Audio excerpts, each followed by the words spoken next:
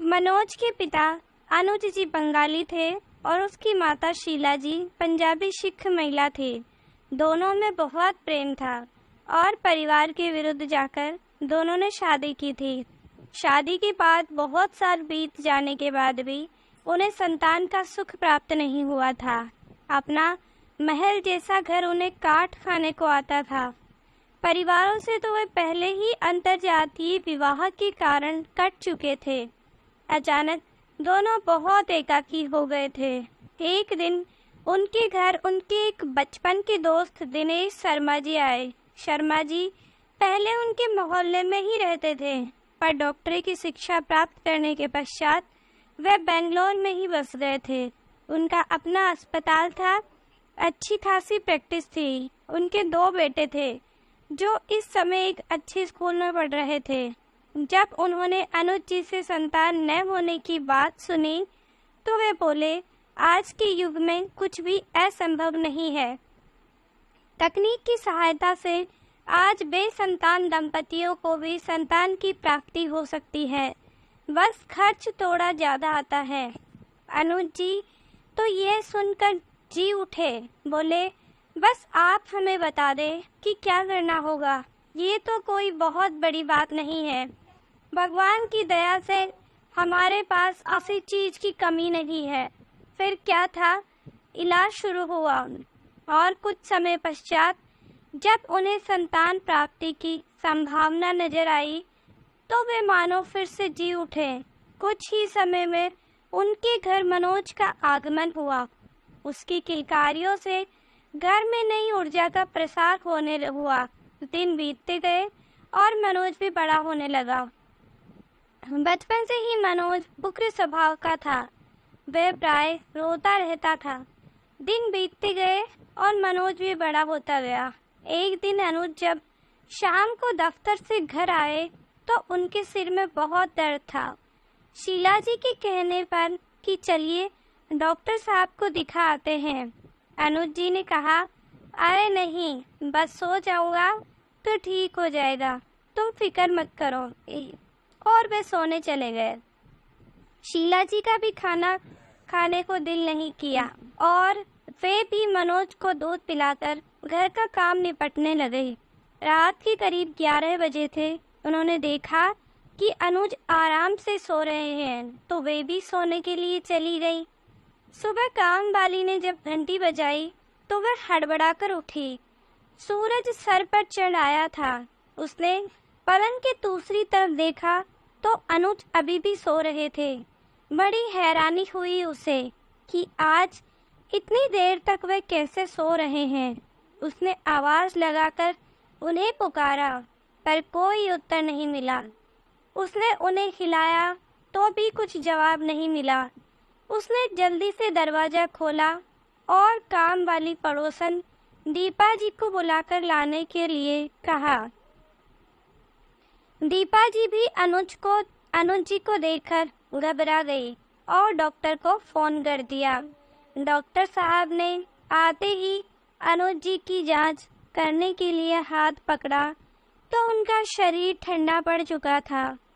अनुज जी जा चुके थे। अब तो शीला जी पर मानो मुसीबतों का पहाड़ ही टूट पड़ा। उन्हें कुछ सूझ ही नहीं रहा था। आसपास के लोग भी इकट्ठा हो गए थे। शीला जी मनोज को गोद में लेकर असहाय सी रोने लगे। दिन बीतते गए और मनोज बड़ा होने लगा। वह पहले से ज़्यादा उद्दंड हो गया था। आसपास के बच्चों को मारना पीटना भी शुरू कर दिया था। बुरी संगत के प्रभाव में उसे सिगरेट आदि का भी शौक हो गया था। स्कूल जाना भी बंद सा ही था। अनुज जी की मृत्यु के बाद कामकाज भी ढीला हो गया था। शीला जी ने फैक्ट्री जाना शुरू कर दिया था। घर पर अनुज अकेला ही रहता था। एक दिन वह घर में अपने दोस्तों के साथ मौज मस्ती कर रहा था कि पड़ोस की गीता ने उनके घर की घंटी बजाई। उसके घर पर ताला था और उसने सोचा कि उसकी माताजी शायद शीला आंटी के घर पर होगी। दरवाजे पर मनोज को देख वह जैसे ही वापस जाने को मुड़ी, मनोज और उसके दोस्तों ने उसे घर के अंदर जबरदस्ती खींच लिया। उसे अपने को बहुत छुड़ाने की कोशिश की, लेकिन अपने को बचा न पाई और उनकी अवस्था शिकार हो गई।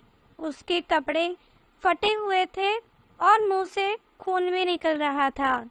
ये देखकर मनोज बहुत डर गया और अपने दोस्तों के साथ भाग खड़ा हुआ।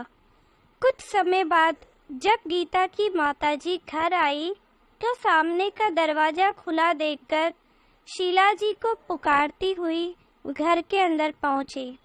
बाहर कमरे में कोई नहीं था। अचानक सिसकी की आवाज सुनकर उनके कदम ठिठके और वे गीता जी को आवाज देते हुए बेडरूम की तरफ बढ़ गईं। बेडरूम में जब उन्होंने झांका तो उनके पैरों तले से जमीन ही खिसक गई। उनकी अपनी बेटी बदहाल वहां बेहोश सी पड़ी। उन्होंने उसे अपने शॉल से ढक दिया और फिर अपने पति तथा शीला जी को फोन कर तुरंत आने को कहा। उन्होंने हॉस्पिटल से एम्बुलेंस भी मंगवाई और बेटी को अस्पताल ले गई। अब तक आस पड़ोस के लोग भी इकट्ठा हो गए थे और पुलिस भी आ गई थी। करीब 8 बजे मनोज टहलता हुआ आया और हैरान होकर माँ से पूछने लगा, ये पुलिस क्यों आई है हमारे घर? अब तक गीता को भी होश आ चुका था और उसने सारी घटना के बारे में विस्तार से पुलिस को बता दिया। मनोज और उसके दोस्तों को तुरंत गिरफ्तार कर लिया गया, पर चूंकि वे सिर्फ 15 साल के थे, उन्हें रिमांड होम भेज दिया गया। 2 साल बाद जब मनोज रिहा हुआ तो वह पहले से भी आक्रामक हो चुका था। गीता का परिवार आशंका के कारण पहले से ही वहां से कहीं और जा चुका था। अब वह अपनी माँ को भी कुछ नहीं समझता था। शीला जी बस अंदर ही अंदर घुटती रहती थी। कई जगह उसे ट्रेनिंग करवाने की कोशिश भी की, पर हमेशा वह वहां से भाग जाता। मनोज घर आते ही गीता का नया पता ढूंढने में जुट गया और जल्द ही उसका पता भी ढूंढ लिया। अब वह आए दिन गीता का पीछा करता और उसे तंग करता। पहले तो गीता चुप रही, परंतु किसी अनहोनी की आशंका से डरकर उसने माँ को एक दिन सब कुछ बता दिया। पहले तो माँ घबरा गई, फिर उसने एक एनजीओ से बात की और समस्या का स्थायी हल खोजने में लग गई। अब वे प्रतिदिन गीता को छोड़ने भी जाती और शाम को पिताजी स्कूल से उसे घर भी लेकर आते। इस बीच मनोज लगातार कुछ बड़ी योजना बनाने में लगा था और किसी अवसर की तलाश में था। एक दिन बहुत बारिश हो रही थी। सड़क पर काफी पानी भी भर गया था। स्कूल की छुट्टी हो चुकी थी, परंतु पिताजी का कहीं पता नहीं था। गीता घबराई सी गेट पर इंतजार कर रही थी। तभी एक गाड़ी उसके पास आकर रुकी और 2 लड़के गाड़ी से उतरकर जबरदस्ती उसी गाड़ी में बिठाने भी लगे। गीता ने इसी बीच आत्मरक्षण का प्रशिक्षण ले लिया था।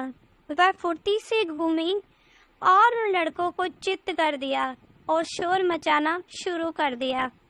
गेट पर गार्ड ने देखा तो वह भी भागकर सामने आ गया। लड़कों ने भागने की कोशिश की, पर वह वहां जमा लोगों ने उन्हें पकड़ ही लिया।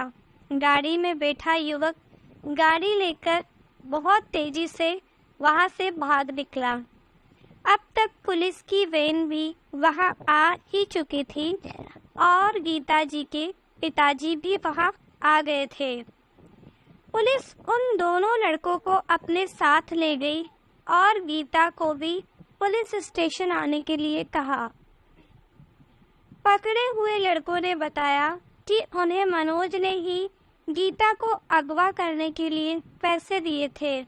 पुलिस ने उसे तुरंत गिरफ्तार कर लिया और इस बार चूंकि वह 18 वर्ष का हो चुका था, उसे गीता का अपहरण करने व तंग करने की कोशिश के जुर्म में पुलिस ने जेल भेज दिया। दोस्तों, देखिए आपको ये कहानी कैसी लगी, प्लीज़ कमेंट में ज़रूर बताइएगा और चैनल को सब्सक्राइब करना मत भूलिएगा। Thank you.